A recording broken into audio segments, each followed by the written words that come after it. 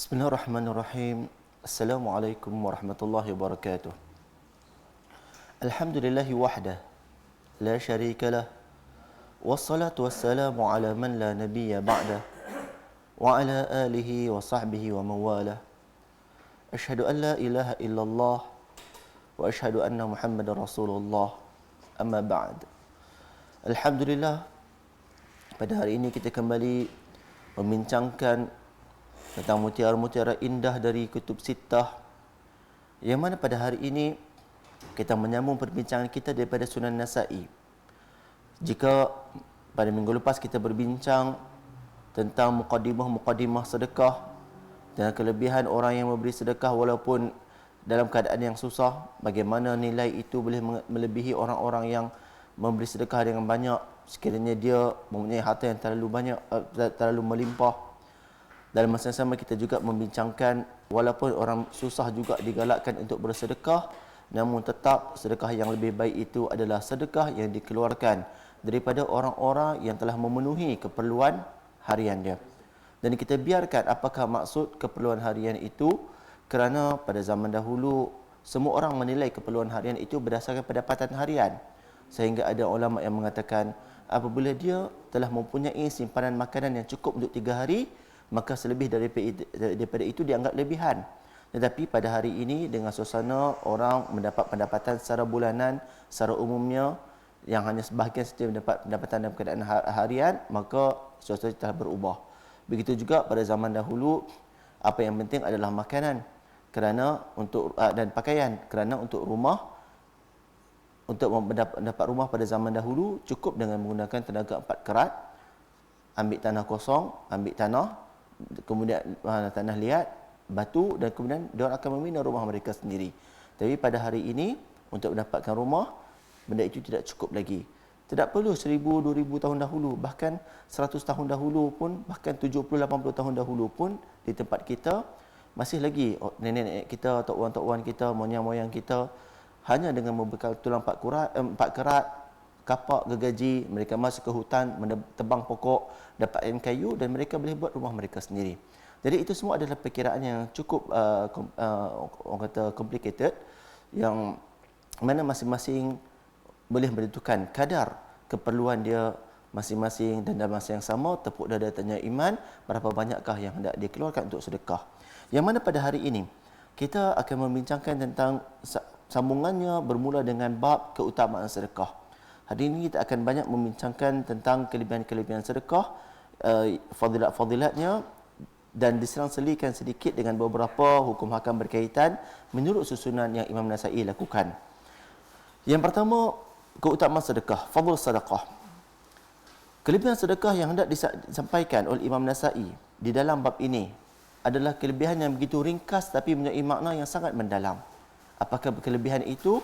Kelebihan itu adalah seperti yang diriwayatkan daripada Aisyah radhiyallahu anha yang berkata, anna azwajan nabiy sallallahu alaihi wasallam ijtama'na indahu faqulna ayyatuna bika asra'u luhuqa faqala atwalukunna yada faakhadna qasbah faja'alna yadra'naha fakanat sauda asra'uhunna bihi luhuka fakanat atwalahunna yada fakana dhalika min kathrati sadaqah. Yang bermaksud, satu ketika isteri-isteri Nabi SAW duduk bersama baginda dan mereka berkata, siapakah di antara kami yang akan paling cepat menyusulimu?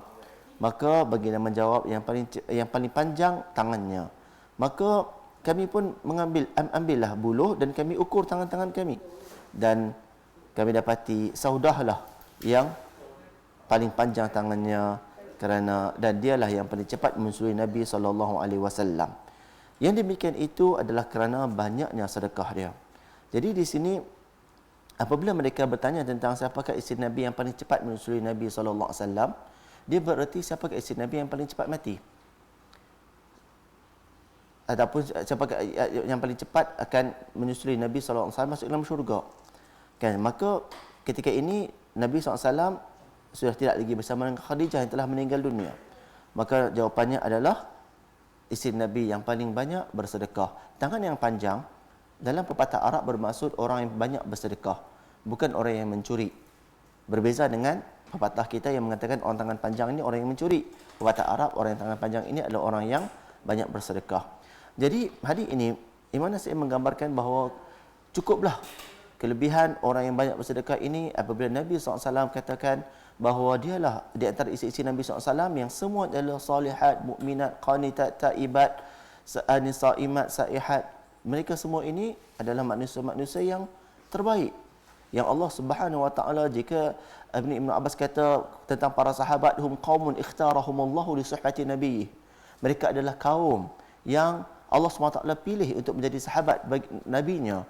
Maka begitu jugalah isteri-isteri Nabi SAW, mereka adalah wanita-wanita yang Allah SWT pilih untuk menjadi isteri-isteri Rasulullah SAW, yang mana isteri-isteri ini bukan soal di dunia sahaja, tetapi juga dia berkekalan sehingga ke syurga, dan itu adalah satu kemuliaan yang sangat istimewa. Di kalangan wanita-wanita yang terbaik itu juga wanita-wanita yang Allah SWT pilih menjadi isteri Nabi SAW.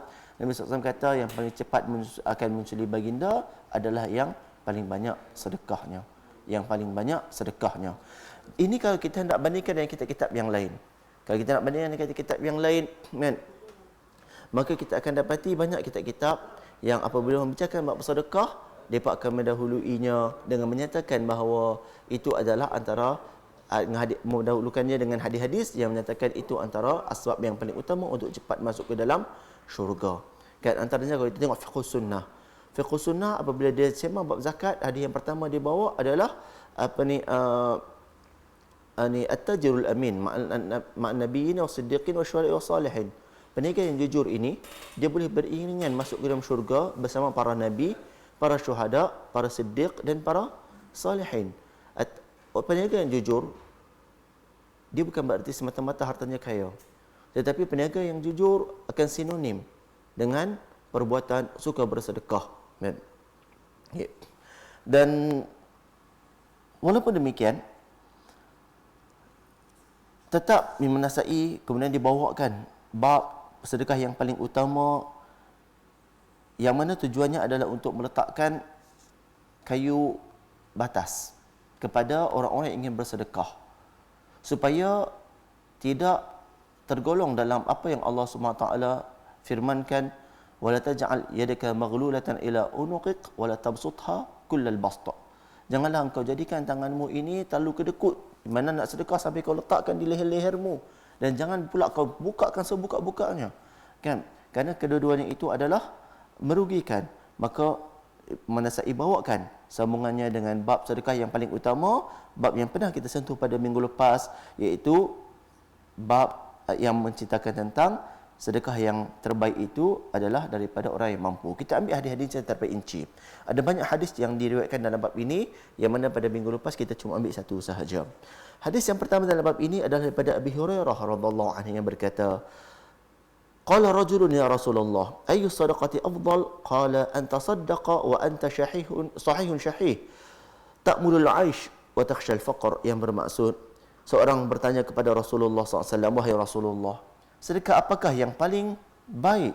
Maka baginda menjawab, sedekah yang kau lakukan pada saat kau dalam keadaan sihat dan dalam keadaan ekonomi yang baik. Kamu mendambakan kehidupan dan kamu takut untuk menjadi fakir. Okey. Yang mana perkataan ekonomi yang baik itu, kalau kita nak terjemahkan secara literal, dikata syahih. Syahih ini boleh juga diterjemahkan sebagai kedekut. Kan, iaitu engkau dalam keadaan sihat dan kau dalam keadaan ekonomi itu masih lagi memerlukan. Okey, kau ingin mendambakan kehidupan, iaitu rasa hidup ni masih panjang lagi, banyak lagi benda yang perlu dibuat, dan dalam masa yang sama masih lagi berasa takut untuk jatuh ke kefakiran, iaitu bukan bererti harta itu mencapai, kalau bahasa orang kita selalu kata, cukup untuk 7 keturunan, kan, sampai dia boleh belanja tanpa dia takut, tidak, kan. Jadi hadis ini dia bermula dengan nak memberi galakan tentang walaupun ada rasa-rasa takut sedekah, tetapi janganlah jadi terlalu kedekut. Okey. Dan hadis yang berikutnya, Rasulullah SAW bersabda daripada Abu Hurairah juga, khairus sadaqah ma kana an dhahrin ghina wabda biman ta'ul. Yang bermaksud sebaik-baik sedekah adalah apa yang diambil daripada, orang kata, sisa daripada keperluan. Sisa daripada keperluan harian, ini yang kita bincangkan pada minggu lepas. Dan mulakanlah dengan siapa yang menjadi tanggunganmu. Siapa yang menjadi tanggunganmu, dijelaskan dalam hadis berikut daripada Abi Mas'ud bahawa Nabi SAW bersabda, idza anfaqa ar-rajulu ala ahlihi wa huwa yahtasibuha kanat lahu sadaqah. Yang bermaksud jika seseorang memberikan nafkah kepada keluarganya dan dia mengharapkan pahalanya, maka hal itu dianggap sebagai sedekah baginya. Sedekah kepada ahli keluarga ini telah dibahaskan dengan panjang lebar oleh ramai ulama, iaitu dia tidaklah secara mutlak, tetapi dia pertama sekali pada benda-benda yang halal. Itu yang paling utama sekali. Sedekah ni kepada nafkah yang bagi kepada ahli keluarga dia agak sedekah apabila dia berkaitan dengan benda yang halal. Dan kemudian yang kedua, tidak mencapai ke tahap pembaziran, tidak mencapai ke tahap israf, kan, tidak mencapai ke tahap untuk melebih-lebih, kan. Jadi itu yang dia boleh anggap sebagai sedekah, yang mana Nabi SAW ada sabda dalam hadis yang lain, hatta luqmatan tutimuha fi fiki zawjatik, iaitu sehinggalah suapan makanan yang engkau berikan ataupun kau suapkan ke dalam mulut isterimu. Okay. Dan kalaulah seorang itu bersedekah sehingga dia memudaratkan diri dan keturunannya, maka ia adalah satu yang tidak digalakkan, bahkan tidak ketelaluan dengan kita kata tidak dibenarkan. Seperti mana yang diriwayatkan dalam hadis berikutnya oleh Imam Nasa'i daripada Jabir bin Abdullah radhiyallahu anhu yang berkata, a'taqa rajulun min bani Adrah 'abdan lahu 'an dubur. Fabalagha dhalika Rasulullah sallallahu alaihi wasallam faqala alaka malun ghayruh? Qala la. Faqala Rasulullah sallallahu alaihi wasallam ishtarihi minni. Fasharahu Nu'aym bin Abdullah bin Adawi bi 800 dirham. Faja'a biha ila Rasulullah sallallahu alaihi wasallam fadafa'aha ilayhi. ثم قال ابدأ بنفسك فتصدق عليها فإن فضل شيء فلأهلك فإن فضل شيء عن أهلك فلذي قرابتك فإن فضل عن ذي قرابتك شيء فهكذا وهكذا يقول بين يديك وعن يمينك وعن شمالك. Yang bermaksud seorang lelaki daripada Bani Adrah telah memerdekakan seorang hamba menjadi miliknya secara mudabarah. Mudabarah ni maksudnya dia kata, apabila aku mati kau merdeka. Maka perkara itu pun sampai kepada Rasulullah sallallahu alaihi wasallam. Dan Rasulullah SAW, orang tanya kat dia, boleh tak boleh benda ni? Nabi SAW tanya kepada lelaki itu, adakah engkau ada harta selain daripada ini? Maka dia kata tidak. Maka Rasulullah SAW kata di khalayak ramai, siapa yang hendak membeli hamba ini daripadaku? Maka hamba itu pun dibeli oleh Nu'aym bin Abdullah bin Adawi dengan harga 800 dirham. Lalu Rasulullah SAW pun membawakan wang itu dan menyerahkannya kembali kepada lelaki daripada Bani Adrah tersebut dan bersabda, mulakanlah sedekah itu dengan dirimu sendiri. Kau bersedekahlah untuk dirimu. Sekiranya engkau ada lebih, maka bersedekahlah untuk ahli keluargamu. Jika kau ada lebih lagi, maka bersedekahlah kepada kerabatmu. Jika kau ada lebih lagi, maka bersedekahlah ke sini dan ke sini. Yang mana perawi mengatakan, baginda SAW menunjukkan ke hadapanmu, ke kananmu dan ke kirimu. Okay. Hadis ini juga diriwayatkan oleh Bukhari dan Muslim dengan sanad yang sahih.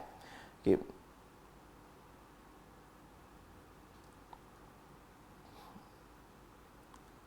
Seterusnya, Nabi SAW juga menceritakan tentang kelebihan, kita kembali kepada kelebihan bersedekah, yang mana fungsi sedekah ini selain daripada paling cepat boleh masuk ke syurga, dia juga merupakan seolah-olah satu jaminan, insurans untuk ekonomi kita sendiri. Yang mana hadis yang dibawakan oleh Imam Nasa'i adalah daripada Abi Hurairah radhiyallahu anhu yang berkata bahawa Rasulullah sallallahu alaihi wasallam bersabda, "Inna mathalal munfiqil mutasaddiq wal bakhil kamathali rajulaini 'alaihima jubbatan aw jannatan min hadid min ladun thudiyihima ila taraqihima fa idza arada al munfiq an yunfiqa ittasa'at 'alaihi ad-dar aw marrat hatta tujinna banana wa ta'fu atarah wa idza arada al bakhil an yunfiqa qalasat ولزمت كل حلقة موضعها حتى إذا أخذته بترقوته أو برقبته يقول أبو هريرة أشهد أنه رأى رسول الله صلى الله عليه وسلم يوسعها فلا تتسع. Yang bermaksud Sesungguhnya perumpamaan orang yang sering berinfak dan bersedekah ini dan seorang yang bakhil adalah seperti dua orang yang pakai baju daripada besi, memakai baju besi, menurun daripada dada mereka sehingga sampai ke di belakang mereka, ke leher mereka. Jika orang yang berinfak ini hendak meluaskan bajunya, dia akan dapati baju itu akan terluas. Tetapi jika akan terluas sehingga boleh menutupi hujung jarinya dan menghilangkan sebarang bahagian anggota tubuh yang terdah daripadanya. Adapun jika orang yang bakhil itu ingin berinfak, maka dia akan dapati baju besinya itu menyempit. Setiap bahagian akan kekal di tempatnya, sehingga walaupun dia cuba menariknya, dia tetap tidak akan menjadi luas. Okey. Apa maksudnya? Maksudnya apabila ada dua orang, katakan kita buat contoh, sama-sama berpendapatan gaji standard kita kata 1,500. Seorang ini daripada 1,500 ini kadang-kadang dia bersedekah. Kadang-kadang dia tidak. 1,500 kita tahu tak begitu banyak. Tapi seorang lagi memang bakhil, memang tidak mahu bersedekah. Mereka berdua rakan sebaya yang kemudian berkahwin. Apabila berkahwin, kan, maka akan didapati orang yang bersedekah tadi, hartanya itu boleh untuk menampung keluarganya. Tetapi orang yang tidak bersedekah tadi, tiba-tiba dia akan merasa bahawa dia akan semakin sempit. Pendapatan 1,500 tak berubah. Dulu makan seorang, sekarang kena makan dua orang. Itu dia akan berlaku. Apabila dapat anak, orang yang biasa bersedekah tadi, dia akan dapati, oh, duit itu cukup saja untuk menafkahi keluarganya. Kan, asalnya 1,500 untuk seorang, sekarang 1,500 untuk 3 orang. Dia, isteri dan anak dia. Boleh, cukup. Tetapi orang yang bakhil, dia akan dapati, oh, kenapalah ekonomi ini beban semakin banyak, pendapat tidak bertambah, dia akan merasakan diri semakin sendat, semakin sesak. Itulah perumpamaan yang hendak dibawa oleh Nabi SAW di dalam hadis ini. Dan bab berikutnya adalah bab berkenaan dengan perbuatan menghitung-hitung ataupun berkira-kira nak sedekah. Nak sedekah ni dia macam-macam matematik dia. Kan, saat ni itu ini, saat ni itu ini, orang ni dia macam mana. Oh, saat ni dengar cerita orang ni memanglah orang kata Amil ni memanglah bagus, tapi kadang-kadang dengar cerita juga berlaku ini dan ini. Dia macam-macam benda yang dia bawa, kemungkinan yang bawa kan untuk menghalang diri daripada bersedekah. Maka untuk golongan ini,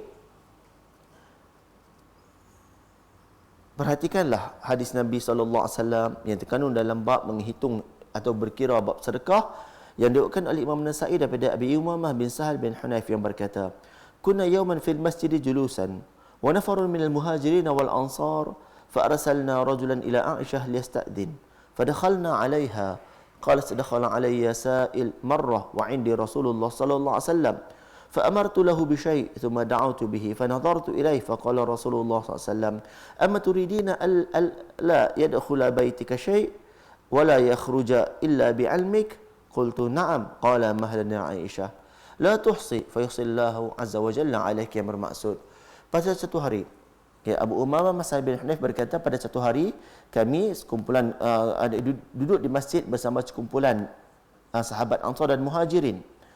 Lalu kami mengutuskan seorang untuk menemui Aisyah dan meminta izin untuk kami menemuinya. Aisyah, apabila kami masuk, Aisyah pun lalu bercerita, pernah seseorang meminta masuk menemuiku. Dan ketika itu di sampingku ada Rasulullah sallallahu alaihi wasallam. Lalu aku menyuruhkannya untuk melakukan sesuatu. Kemudian aku panggil dan aku perhatikan.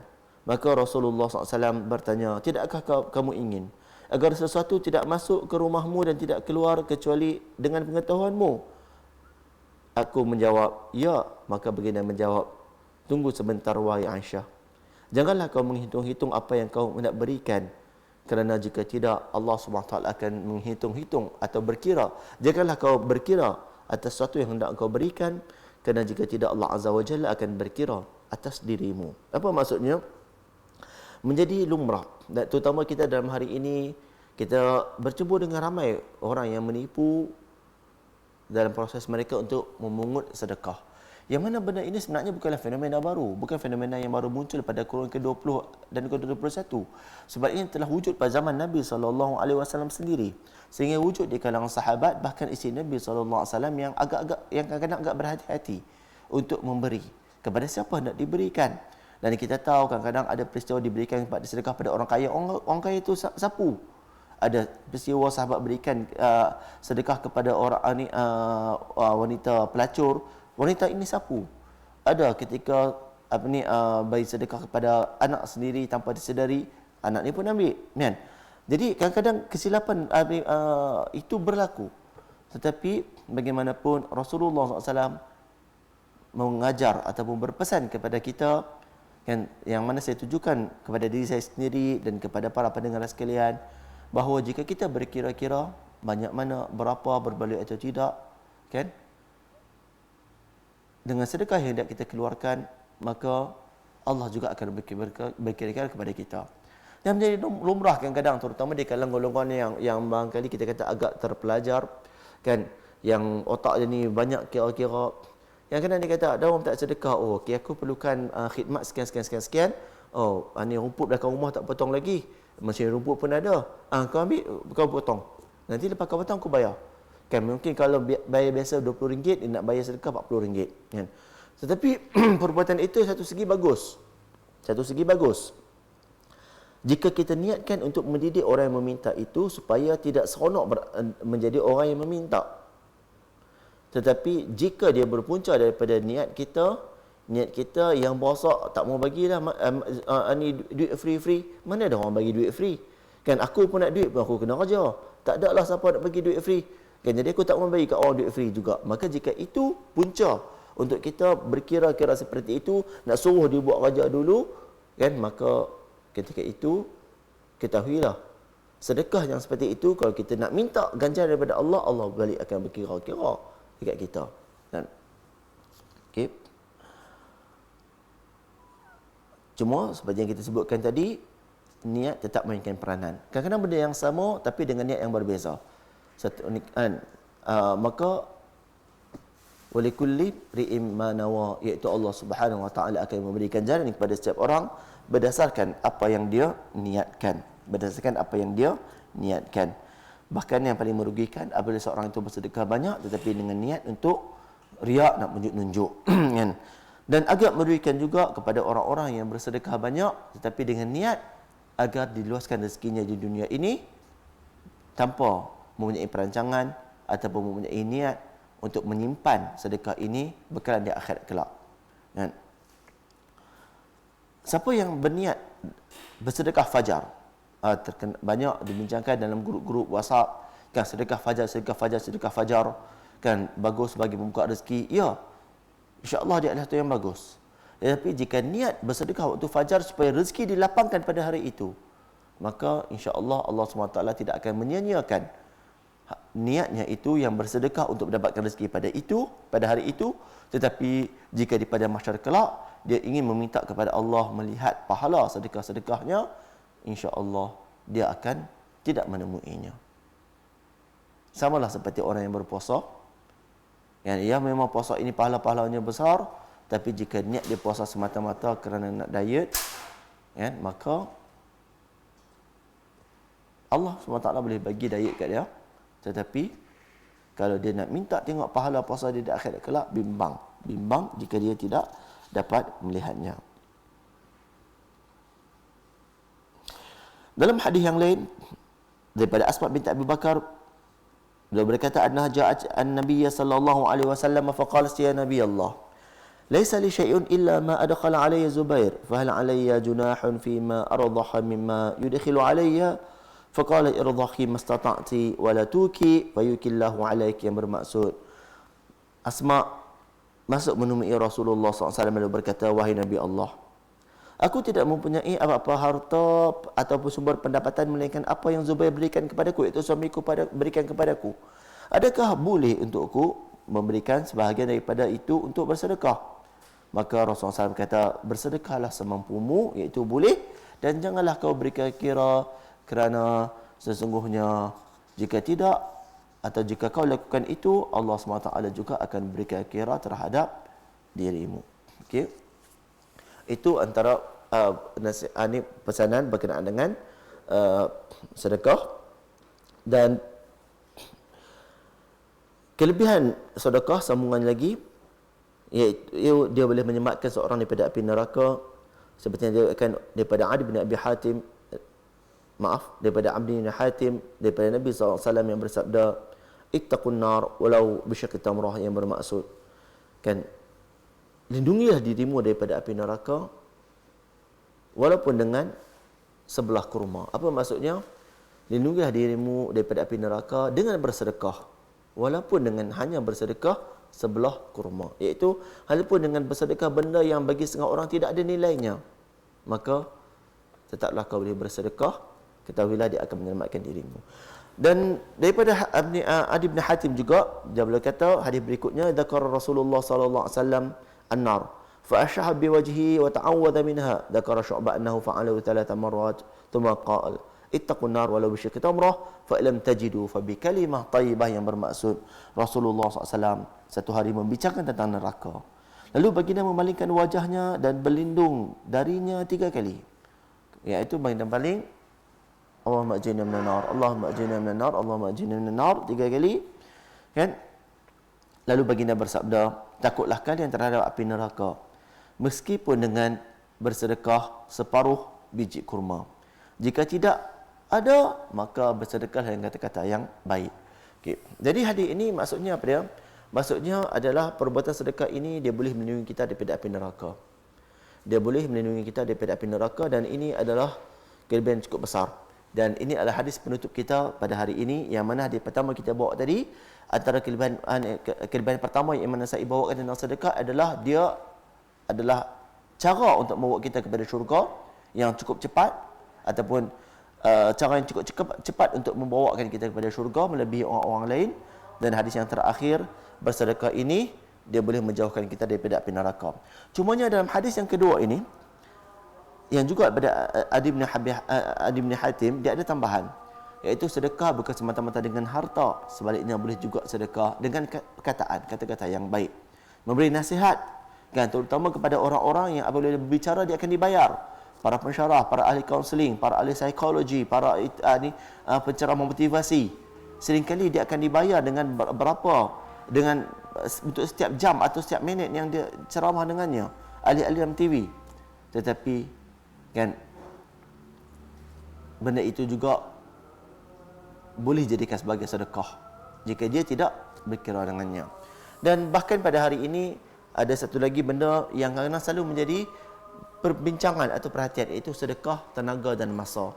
Sedekah tenaga dan masa juga adalah di antara cara sedekah yang mana kalau kita ada ingat ada hadis yang kita bincangkan tadi, wa huwa yahtasibuha, ketika iaitu tentang maksud dalam hadis bersedekah kepada ahli keluarga dengan niat untuk mendapatkan pahala sedekah kepada Allah, maka Allah akan bagi pahala dari sedekah.